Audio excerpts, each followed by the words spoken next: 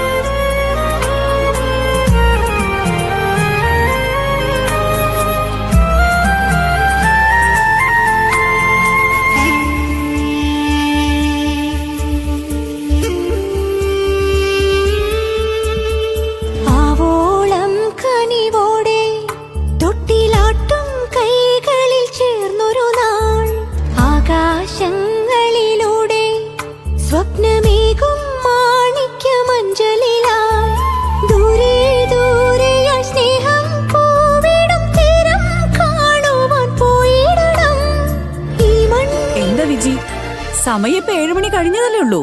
അപ്പോഴത്തേക്കും വന്നല്ലോ നീ. നിന്നോടാ ചോദിക്കുന്ന വിജി, എന്തെന്ന് ഇത്ര നേരത്തെ വന്നത്?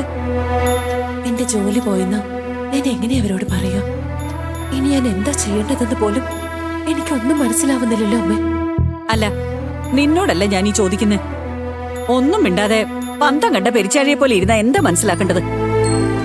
എന്താ ഉണ്ടായത്? അമ്മ, ജോലി നേരത്തെ തീർന്നു, അതാ പുറപ്പെട്ടു വന്നത്. ഇന്ന് കസ്റ്റമേഴ്സും ആരും ഉണ്ടായിരുന്നില്ല. ഇന്ന് തീരെ തിരക്കില്ലായിരുന്നു. ഓ, ഇന്ന് കച്ചവടം കുറച്ച് ഡള്ള. അതുകൊണ്ടാ ഓണറ് വേഗം പുറപ്പെട്ടോളാൻ പറഞ്ഞ് അയച്ചത്. ഇങ്ങനെ ചോദ്യം ചോദിച്ചോണ്ടേ ഇരിക്കല്ലേ അമ്മേ, പ്ലീസ്. ശരി ശരി.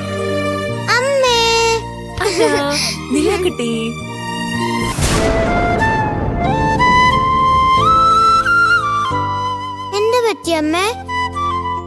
എന്താ മുഖമൊക്കെ ശോകായിരിക്കണേ?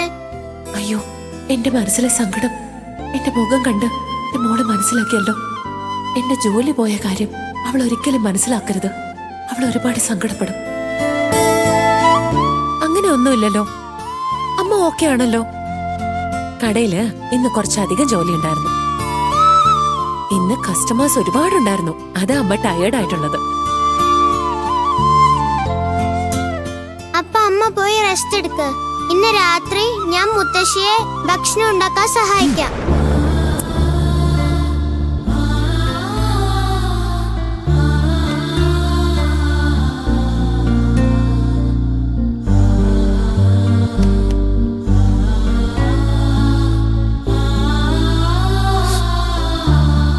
എന്താ എത്ര നേരത്തെ വന്നേന്ന് ചോദിച്ചപ്പോ കടയിൽ കസ്റ്റമർ ഇല്ല, ജോലിയും കുറവാന്ന് പറഞ്ഞു. പക്ഷെ നില ചോദിച്ചപ്പോ കടയിൽ നിറച്ചു ആടാണെന്നും പറയുന്നു. ജോലി തിരക്കൊണ്ടാ ക്ഷീണമെന്നും പറയുന്നു. ഇവളെന്തിനാ ഇങ്ങനെ മാറ്റി മറിച്ചും പറയുന്നത്? എന്തായിരിക്കും കാരണം? ഞാൻ വിചാരിച്ചു തന്നെയാ സത്യം. കടയിൽ എന്തോ പ്രശ്നമുണ്ടല്ലോ. ആ ലാവണ്യ കാരണം ഇവൾക്ക് എന്തോ ഒരു മനപ്രയാസം ഉണ്ടായിട്ടുണ്ട്. അതെന്താണെന്ന് കണ്ടുപിടിക്കണം.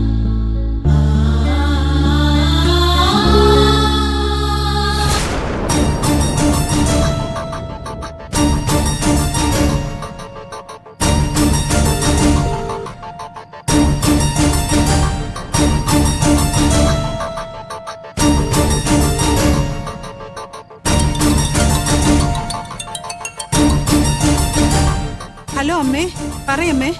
യമുനെ, എന്താ അവിടെ ഉണ്ടായത്? വിജി വീട്ടിലോട്ട് വന്നപ്പോ തൊട്ട് മുഖവും വാടി ഒരക്ഷരം മിണ്ടാതെ കരഞ്ഞോണ്ടിരിക്കുക.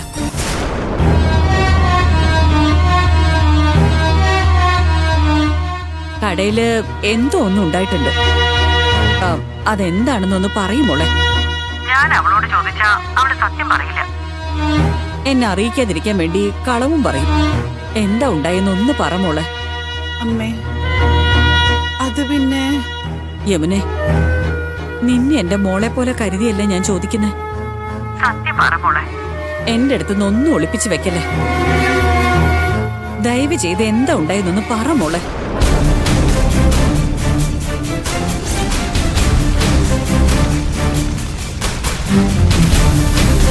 ഇനി മേലാൻ എന്റെ കൺമുന്നിൽ കണ്ടുപോരുത്. ഇനി ദയവേത് നീ ഈ കടയിലേക്ക് വരാതിരിക്കും. ഇനി മേലാൻ നിനക്ക് ഇവിടെ ജോലിയുമില്ല.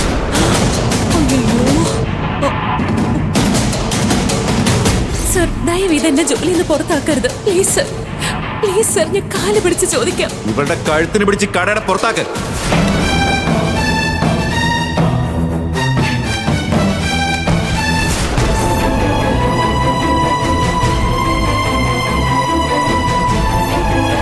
ഇവിടെ മൊത്തത്തിൽ പ്രശ്നങ്ങളായിരുന്നു അമ്മേ. എന്താ മോളെ ഇതൊക്കെ? ഇങ്ങനെയൊക്കെ നടന്നു അവിടെ? വിജി എന്തിനാ ഫയർ ആക്സിഡന്റ് ഉണ്ടാവുന്ന പോലെയൊക്കെ ചെയ്യുന്നേ? അതറിഞ്ഞൂടെ ആ മുതലാളിക്ക്? ആരെയും എന്തേലൊക്കെ പറഞ്ഞ് വിശ്വസിക്കാണോ ഇങ്ങനെ? അയാൾ അങ്ങനത്തെ ഒരാളാ. മാത്രമല്ല ഇതിനു മുന്നേ അയാൾക്ക് വിജയോട് കുറച്ച് ദേഷ്യം ഉണ്ടായിരുന്നു. ആ ദേഷ്യമല്ല അയാൾ ഇന്നങ്ങ് തീർക്കുമായിരുന്നു. ഇന്നിവിടെ തീ പിടിച്ചതിന് വിജയാണ് കാരണമെന്നും അവള് കടയിലുണ്ടായിരുന്നെങ്കിൽ ഇങ്ങനെയൊന്നും സംഭവിക്കില്ലെന്നും അവള് പുറത്തു പോയെന്നും അങ്ങനെ എന്തൊക്കെയോ പറഞ്ഞ് ഇവിടെ ഭയങ്കര വഴക്കായിരുന്നു അമ്മേ. ലക്ഷങ്ങളുടെ നഷ്ടം ഉണ്ടാക്കിയെന്നും അതിന് വിജയാണ് കാരണമെന്നും അവൾ ഇനി ഇവിടെ ജോലി ചെയ്യണ്ടെന്നും അയാളുടെ കൺമുന്നിൽ പോലും ഇനി വരരുതെന്നും പറഞ്ഞ് ഇവിടെ ഇറക്കി വിട്ടമ്മേ.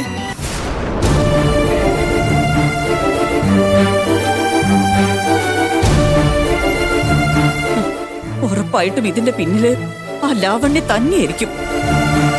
അവൾക്ക് എന്റെ മോളെ ദ്രോഹിക്കാന്ന് വെച്ചാ അത്രയും സന്തോഷമുള്ള കാര്യം. അമ്മേ, ഇതിന് കാരണക്കാരി അവളാണോന്നറിയില്ല.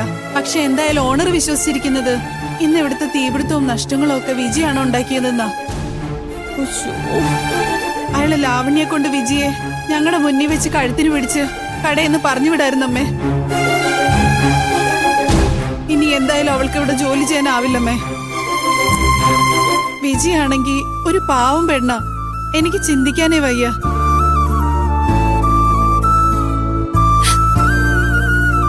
അമ്മേ, അമ്മ ചെന്ന് വിജയെ എങ്ങനെയെങ്കിലും ഒന്ന് സമാധാനിപ്പിക്ക്. അവളാകെ തകർന്നിരിക്കുക. അവളെ എന്തു പറഞ്ഞ് ആശ്വസിപ്പിക്കുമെന്ന ഞാനിപ്പോ ചിന്തിക്കുന്നേ. വിജയ് ഇവിടുന്ന് പോയതിനു ശേഷം ഞാൻ പലവട്ടം അവളെ വിളിച്ചിരുന്നു. അവള് ഫോൺ എടുക്കുന്നില്ല.